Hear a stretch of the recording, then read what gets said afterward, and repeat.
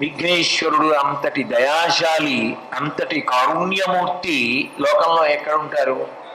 కేవలం గడ్డి పరకలతో పూజ చేసినంత మాత్రం చేత సంతోషపడిపోతాడు. అసలు ఎంతంత పెద్ద పెద్ద విఘ్నాలు కానివ్వండి, రెండు చేతులు కైమోడ్చి నమస్కరించినంత మాత్రం చేత ఒక్క గడ్డి పరక తీసుకొచ్చి అక్కడ పెట్టి నమస్కారం పెడితే చాలు, రెండు చెవులు పట్టుకొని గుంజీలు తీస్తే చాలు, ఒక్క సాష్టాంగ నమస్కారం చేస్తే చాలు, 4 మొట్టికాయలు తల మీద కొట్టుకుంటే చాలు, అపరాధ క్షమాపణ చేసేస్తాడు.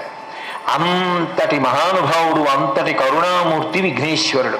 ఇక అమ్మవారి కారుణ్యం గురించి చెప్పడానికి ఉంది. ఆవిడ అరుణిమ అంతా కారుణ్యమే.